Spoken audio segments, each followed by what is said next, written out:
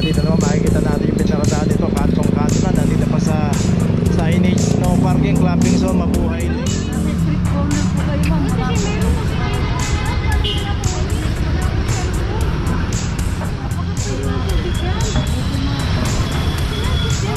ayun o. Tanong nyo lang po eh. Hindi ate, pwede naman mag-explain, di ba? Ano nyo po? Dami mo parking ano. Hindi tayo may magtanggal. Ay, Mercury. Bumibili kami ng ano ba? Paano hindi ko pa pwedeng bumili ng ano? Sabi nyo. Kung saan, pwede tayo magparada. Ngayon po, 2023 na, sumunod po tayo sa batas trapiko. Huwag po tayo maging pasaway. Yun lang po, salamat.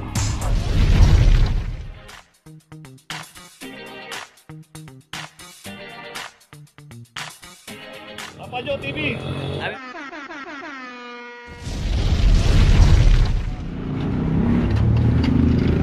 Location natin Dapitan corner Blooming Street. At dito isang Suzuki 2352. Excuse po.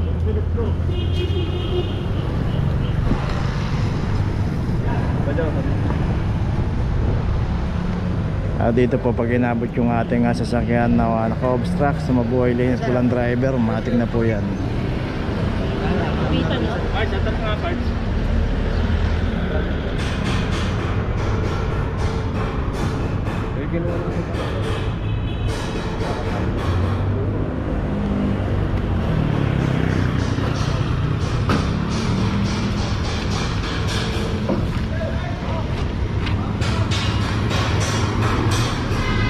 Okay, ito meron na rin notice.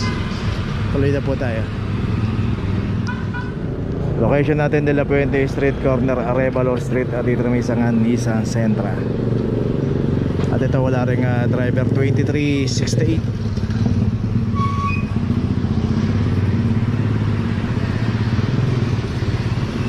At dito rin sa kahaba ng De La Puente Street, mabuhay lane. Dito po pagka inabutan po yung ating sasakyan, walang driver, naka-obstruct sa mabuhay lane, matik na po yan.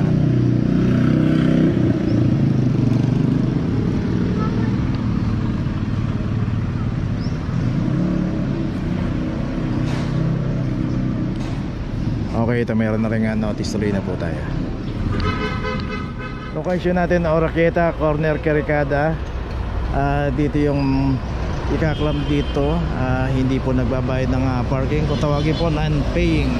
Isang Toyota Vios 2327. So dito sa kahaba ng Oroquieta makikita natin pay parking. At yan, both side may mga nakaparada rito.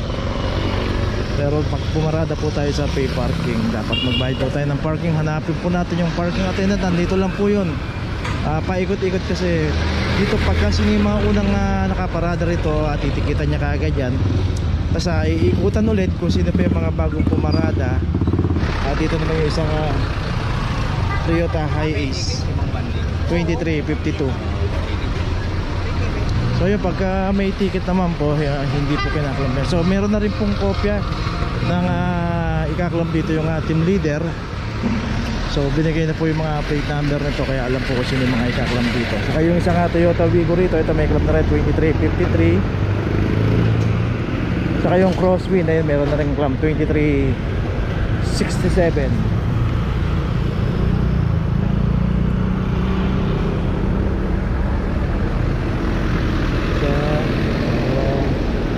So tatlo na yung nakaklam dito. Ito pang-apat yung Revo.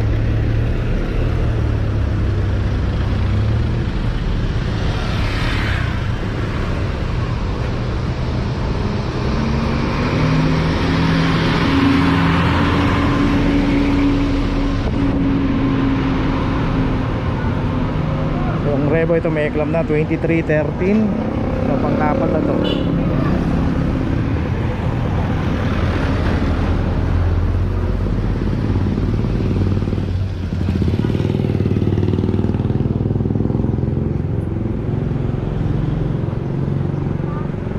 So dito nga kasi sabihin na nating kalsada to, naka-obstruct pa rin yung mga nakaparada rito. Dahil sa karamihan po talaga sa Manila, wala ko talagang parkingan. At yun nga, nagtatalaga po ng area kung saan pwede magparada o magparking at gawing pay parking para hindi po kung saan pumaparada. Dito nga po sa kahabaan ng Oroquieta, isa po sa naging pay parking to. At yun nga po, no, sinabi rin, may nag-comment din po sa ating video na dapat mag-produce ng parkingan talaga ang City of Manila. So tama naman po yun, kaso sa liit na rin siguro ng space dito dahil halos punong-puno na po, no. Pero mas maganda pa rin po yung idea na yun, na magkaroon talaga ng area na okay, magtayo ng lugar na pwedeng pagparking. Ang sa dami po ng sasakyan baka hindi kayanin. So itong Wigo meron na rin notice. Hindi naman po halos lahat ng lugar sa Maynila ay malalaki ang lupain na pwede pang paglagyan. At kagaya nga po dito sa Oroquieta, wala na rin po paglalagyan, punong-puno na po ng establishment to. At yung isang Isuzu Crosswind meron na rin notice. Yung Revo ito ginagawa na. So pasalamat pa rin tayo kasi kung mayroong mga pay parking, meron tayong mapaparadahan ng ating mga sasakyan. Hindi yung tipong bahala na kung sino yung pwedeng pumarada na lang, magkakagulo-gulo po yan. So yung Revo ito may notice na rin. So ganun na lang, pagka pumarada po tayo sa mga pay parking area, magbayad lang po tayo ng parking, iparada natin na maayos. Okay, tuloy na po tayo. Location natin Vicente Cruz, corner Sobriedad. Dito naman makikita natin yung pinaradahan dito, kantong-kanto na. Nandito pa sa signage, no parking, clamping zone, Mabuhay Lane. Dito rin sa isang Toyota Wigo 2374. At dito nga hindi na inayos, makikita natin pagkakaparada nitong Wigo.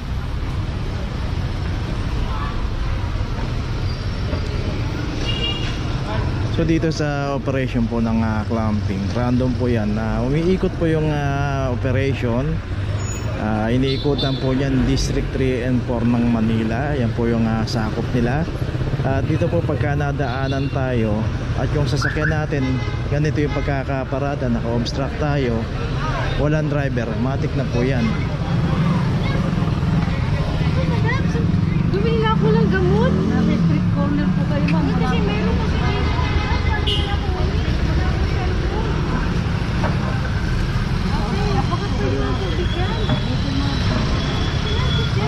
ayun o, tanong nyo lang from the po yan, te. Hindi po pwede matanggal yan, pinakaklap. Hindi ko napansin yan. Hindi kasi nga, saglit na bibili nga lang ito. Wala ba, patawad? Tapos kantong-kanto pa kayo, no? Hindi ate, pwede naman mag-explain, di ba? Ano nyo po, dami mo parking, hindi kayo nag-usa. So dito rin yung isang Toyota Race dito, nakaklam na 2340. Yan, bawal may magtanggal. Ay, Mercury naman. Bakit ganun? Bumibili kami ng pero paano hindi ko bang pwedeng bumili ng Sabi niyo sa team leader po. Kuya! Bumibili ako ng gamot Mamaya na po yung signages natin, ma'am. Bumibili ako ng gamot, paano yan Bumibili kami ng gamot, paano kami bibili ng gamot? Kuya! Bumibili kami ng gamot. Bumibili kami ng gamot, kuya Nato kami sa loob, Sa bawal tayo, Oo nga, paano kami bibili ng gamot? ay dapat hanap tayo ng pwede natin paparadahan sa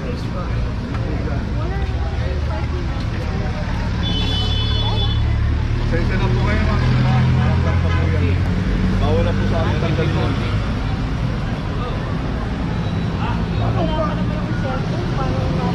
So dito po, ayan, sa may Sobriedad, pwede po tayong pumasok dyan. At para maiparada natin ng maayos yung ating sasakyan. Tama po yung bumibili sila ng gamot. Pero kasi yung pinaradahan nila rito, Mabuhay Lane, kaya po naklamp. At saka yung isang Wigo naman naka-street corner. At sa tapat po yung signage, may notice na rin. So maging aware po tayo sa pagparada ng ating sasakyan. Tama po yun, may bilihan po ng gamot dyan. Pero sana, itama natin yung pagkakaparada natin. Saka dito naman yung isang motor din dito. Ayun, sumalubong dito, nag one way. Kasi dito, itong Vicente Cruz, one way ito, papunta, palabas po doon ng Ramon Magsaysay. Dito naman yung isang motor na counter flow rito, one way. So dito titikita na lang. Bago lang nakapasok dito ko. Nagkaroon lang ako ng bulka na ito. Kasi yung license mo. Ito yung papeles ng motor.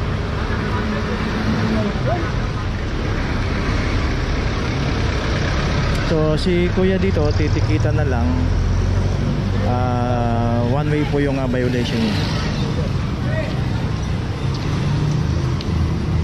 Kasi yung papel ng license mo. Ay, nung ano mo.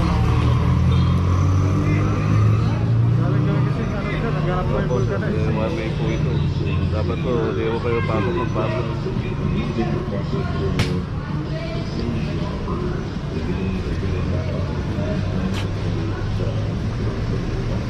Okay, so yun nga po, pag ninikit po yung ating clamping team, sila naman deputize po ng deputize po silang manikit.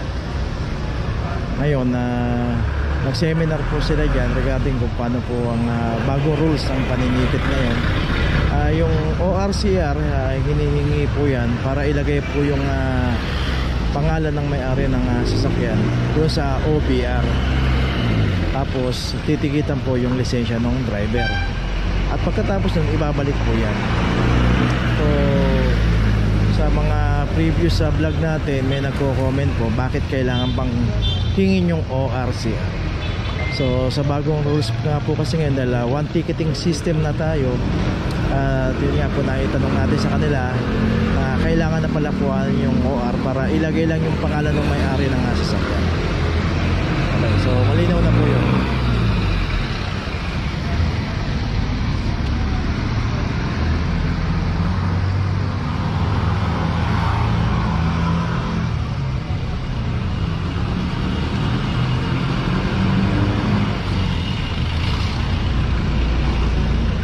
Opo, sir.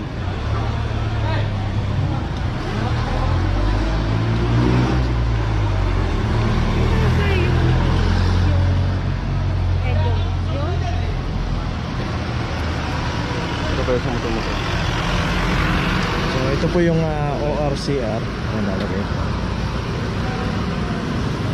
Check po yan kung tama po yung nakalagay dun sa CR based dun sa kanyang plaka. So kaya po hinihingi yan. Kailangan magkatugma po yan. At yung nakapangalan po dun sa CR, yun po yung ilalagay dun sa OBR. Tapos yung lisensya ni kuya, yun naman po yung titikitan. At pagkatapos yan, ibabalik po yan yung pinabalik na yung CR, ORCR. Tapos yung lisensya po nito, ibabalik din po doon sa driver. At yan naman po, babayaran nila yan through online. Ida-download po nila yung apps ng Go Manila. Then doon nila babayaran yan. Or pwede silang magbayad sa City Hall. Meron pong machine doon. Ngayon meron po silang 10 araw, 10 working days para isettle yan.